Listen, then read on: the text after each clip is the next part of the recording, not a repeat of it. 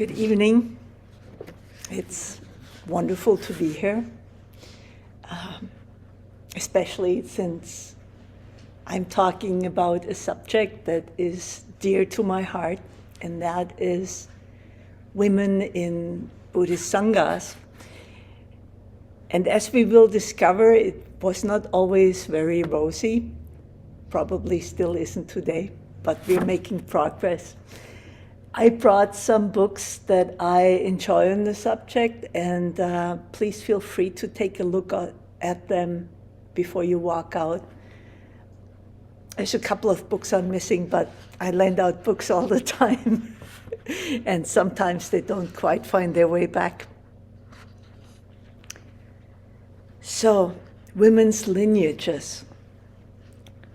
Years ago, a student came to my teacher, Zoketsu Norman Fisher, in Dokusan.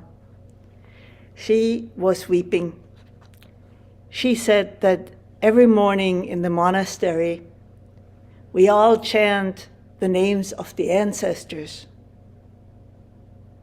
And weeping, she asked, "Where are the women? Where are the women ancestors?" And this is how our women's lineage came to be. Many Zen teachers worked together, and in October 2010, the document was approved by SZBA, which is the American Association of Buddhist Teachers. And while the men's lineage is linear, the women's lineage is not. And I just want to unfold this and let you take a look at it. So this is the women's lineage, and this is part of my ordination documents, but I would still like to hand it around, and but please treat it nicely.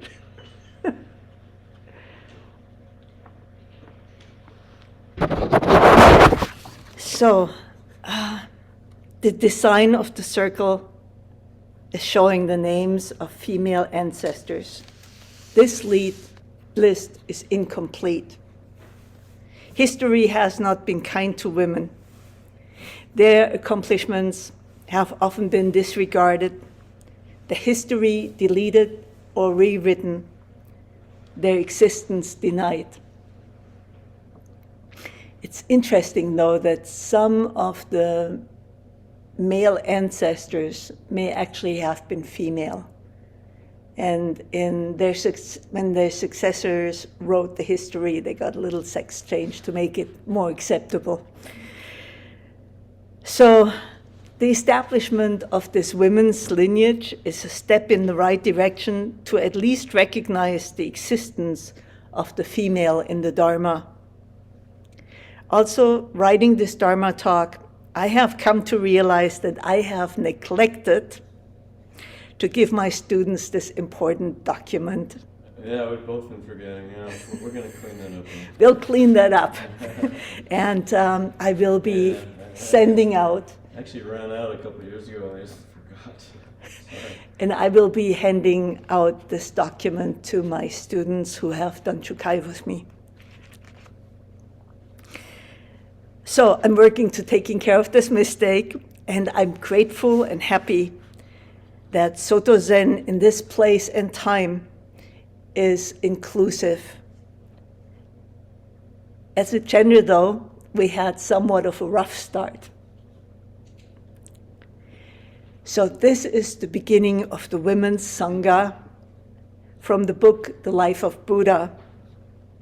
I have slightly edited the passage to shorten it a bit. The Buddha, the Blessed One, was living among the Sakyans in Nikroda's park at Kapilavastu. Mahāprajāpatī Gautamī went to him.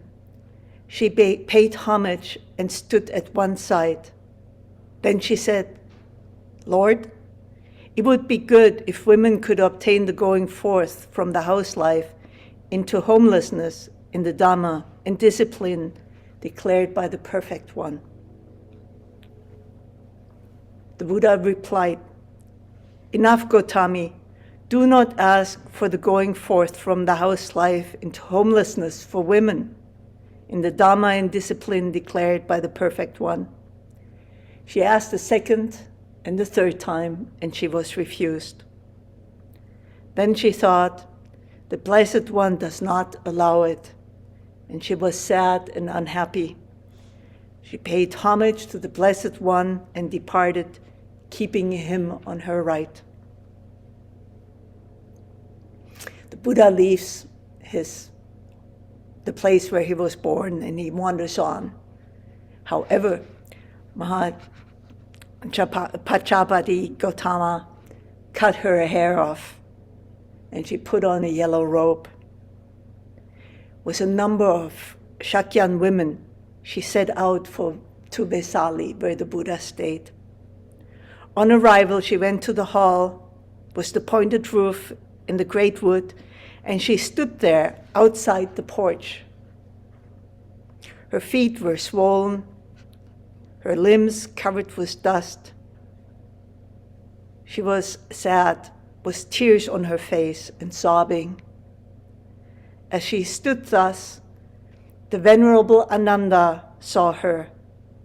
He asked her, "Gautami, why are you standing outside the porch like this?"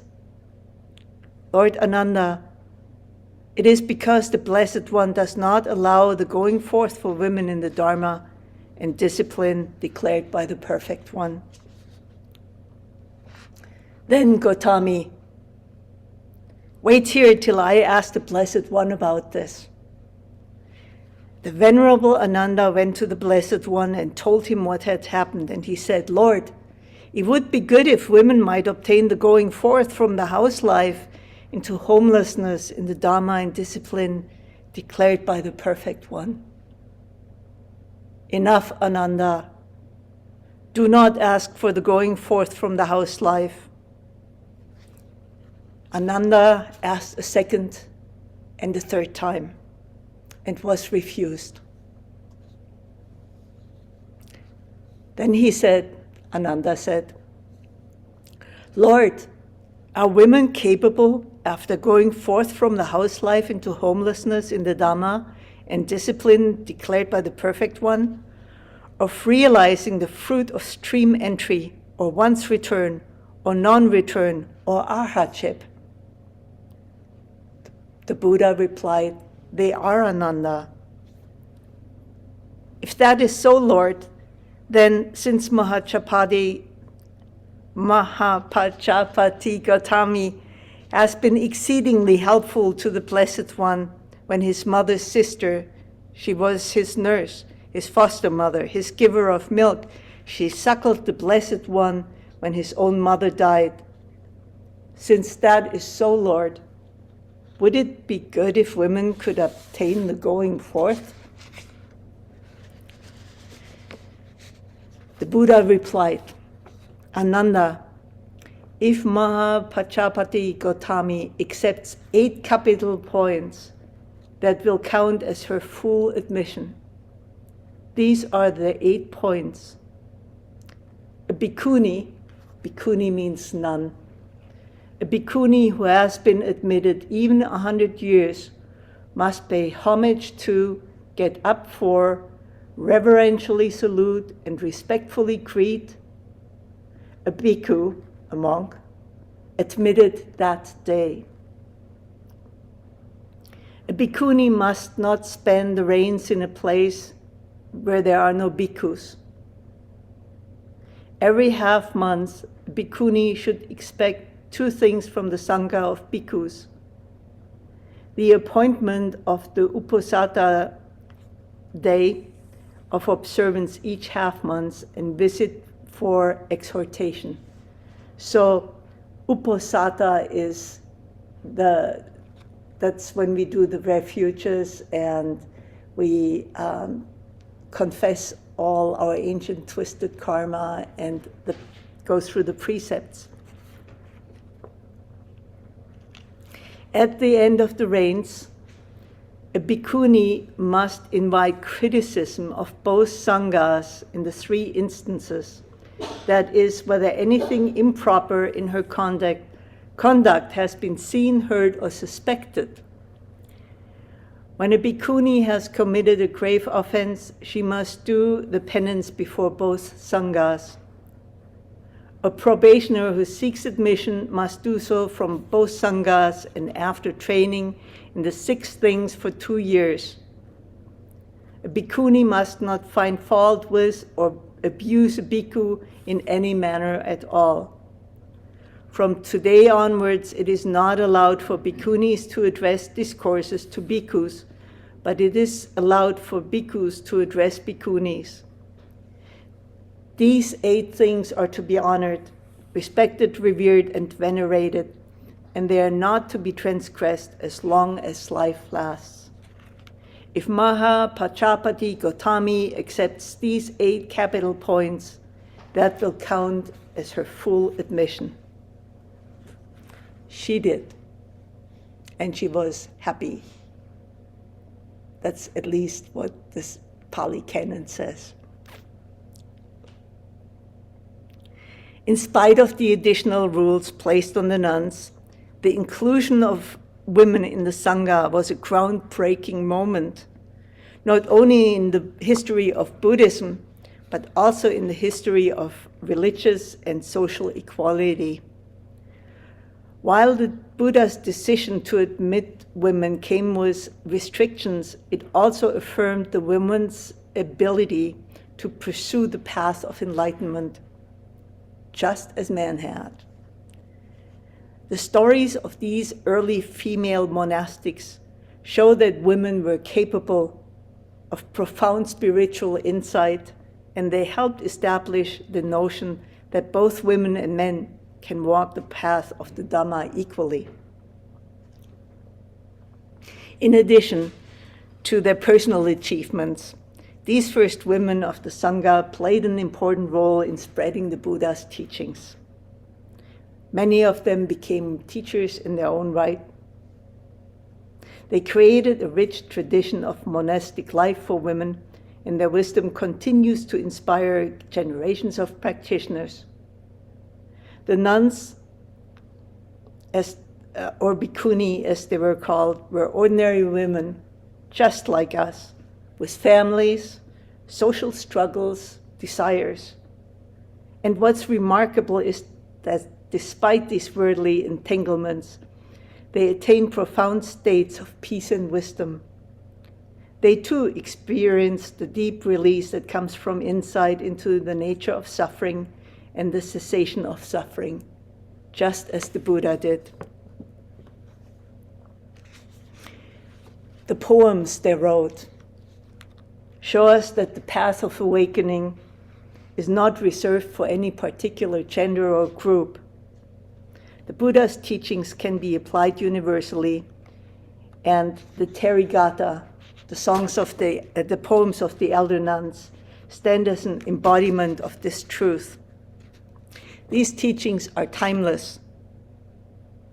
Although the nuns lived over 2,500 years ago, their experiences are profoundly relevant today.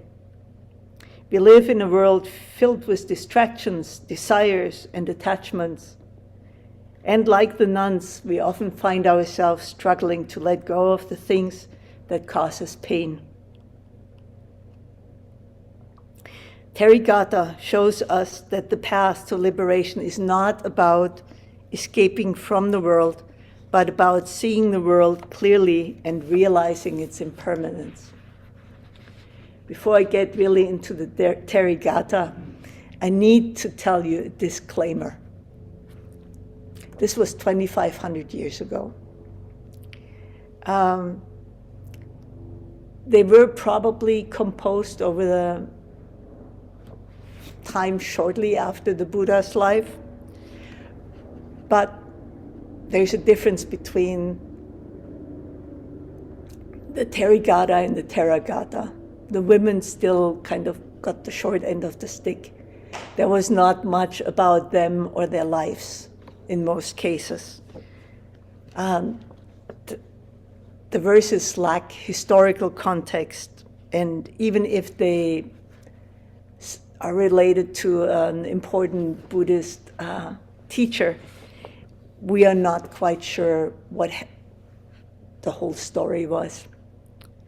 So take it with a grain of salt, like everything else.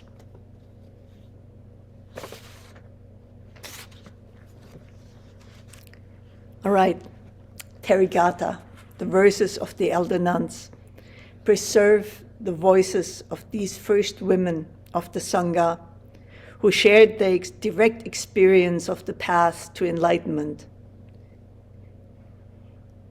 We can find teachings, struggles, and insights of these nuns who transformed their lives through the Buddha Dharma. It is a collection of poems which is part of the Khuddaka Nikaya, which is part of the Pali Canon. There were 73 verses. It stands out as one of the earliest records we have of the voices of women in Buddhist history. It offers a profound insight into their path of awakening. The verses are filled with vivid depictions of their lives, their inner lives, their challenges, and the joy they experienced upon achieving liberation. Their words echo down the centuries as a testament to the transformative power of the Dharma, irrespective of gender, status, or social expectations.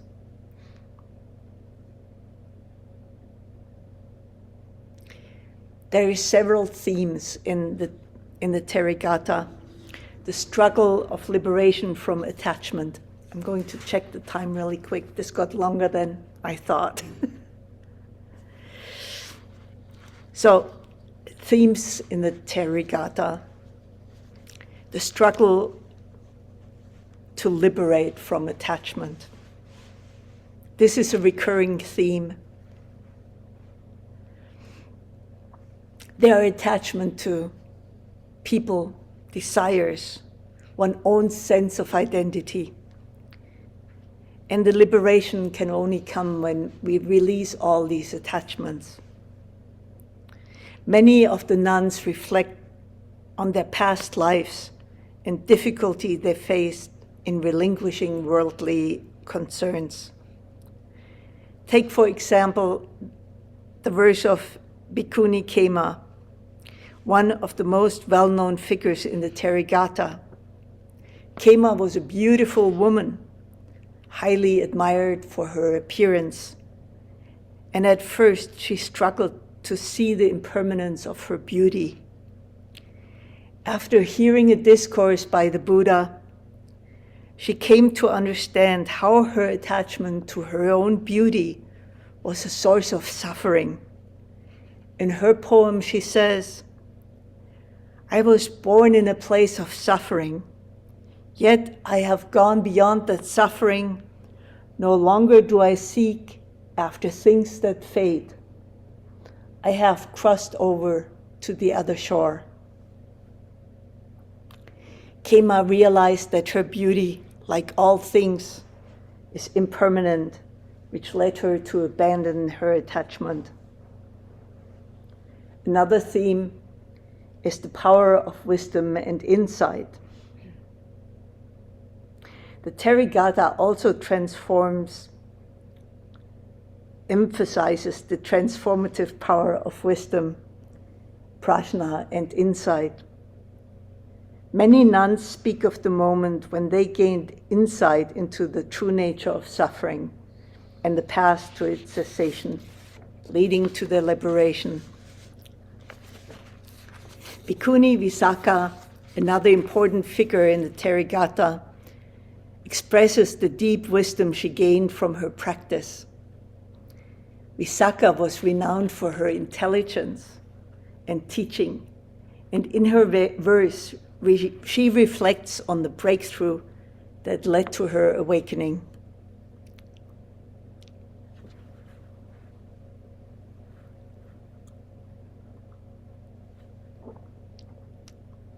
I sought for peace, and peace was found.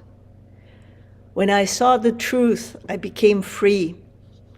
The roots of suffering are destroyed, and I am liberated, never to return. Another theme is the joy of awakening.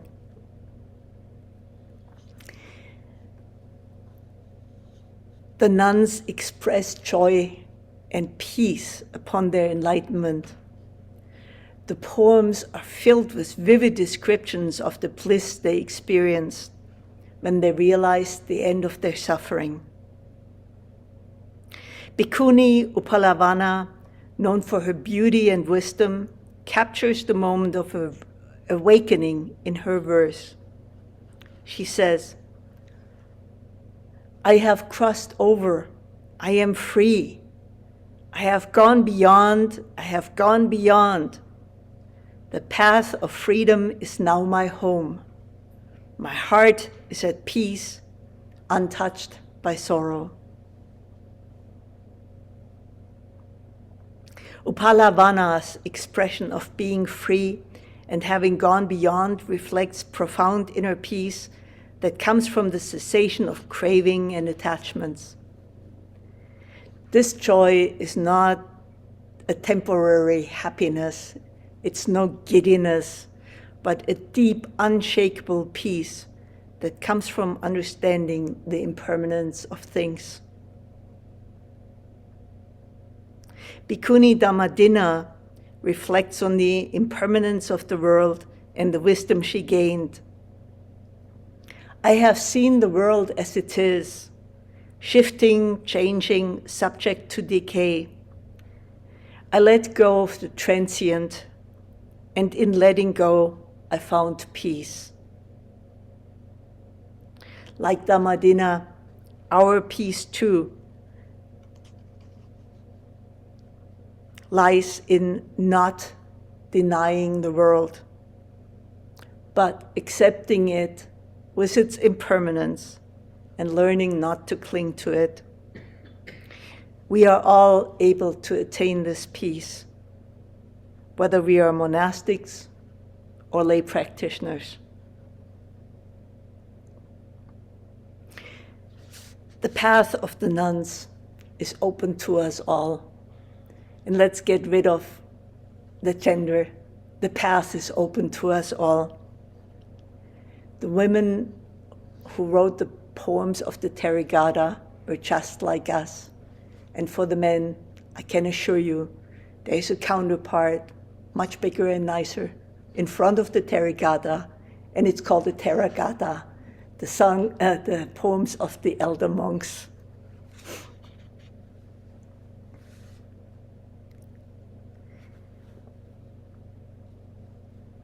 These women faced their own struggles. Some were married, some had children, some came from powerful families.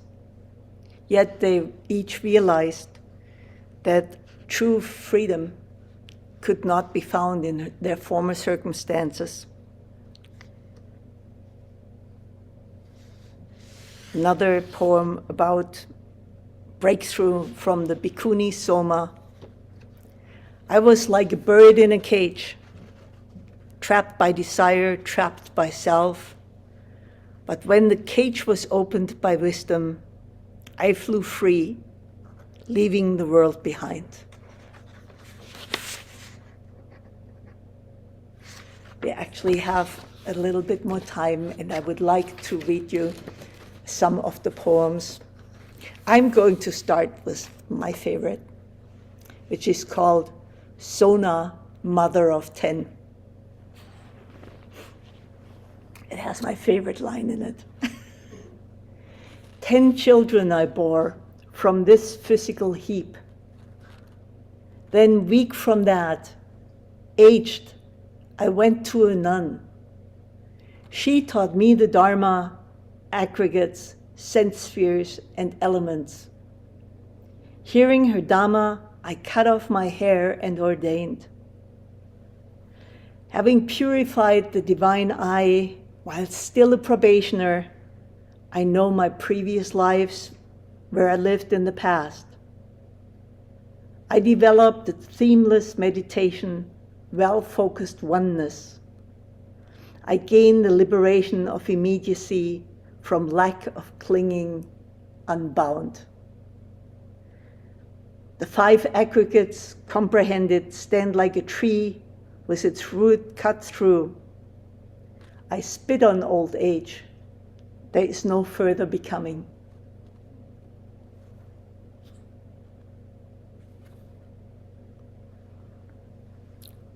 Which is your favorite line? I spit on old age.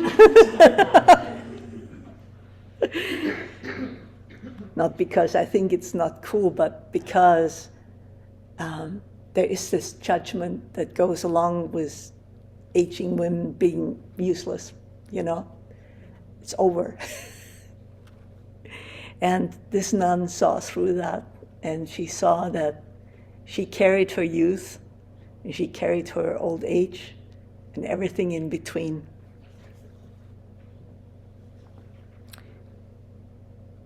Let's read Pattakara's poem. I thought, plowing the field with plows, sowing the ground with seed, supporting their wives and children, young men gather up wealth. So why is it that I, consummate in virtue, a doer of the teacher's bidding, don't gain unbinding? I'm not lazy or proud. Washing my feet, I noticed the water, and in watching it flow from high to low, my heart was composed like a fine thoroughbred steed. Then, taking a lamp, I entered the hut, checked the bedding, sat down on the bed, and taking a pin, I pulled out the wick. Like the flames unbinding was the liberation of awareness.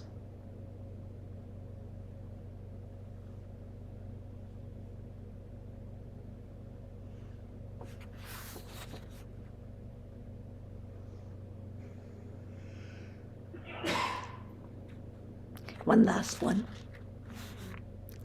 Kanda, the beggar.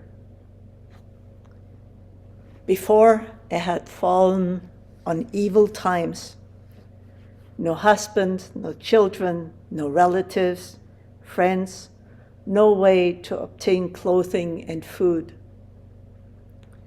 So taking a staff and bowl in hand, begging for alms from house to house, feverish from the cold and heat, no way to obtain clothing and food. Then seeing a nun obtaining food and drink, I approached her and said, "Let me go forth into homelessness." She, Pattakara, from sympathy, let me go forth. Then, exhorting me, urged me to the highest goal. Hearing her words, I did her bidding. Her exhortation was not in vain. Endowed with the 3 knowledges, I'm effluent free. Effluent free means no more outflow, no more karma being generated. So that was the introduction into the Therigatha, and next week I will also give the Dharma talk and tell you a little bit more about those nuns. Thank you so very much. May our intention equally extend to every being and place with the true merit of Buddha's way. Beings are numberless, I vow to save them. Delusions are inexhaustible, I vow to end them. Dharma gates are boundless, I vow to enter them. Buddha's way is unsurpassable. I vow to become it.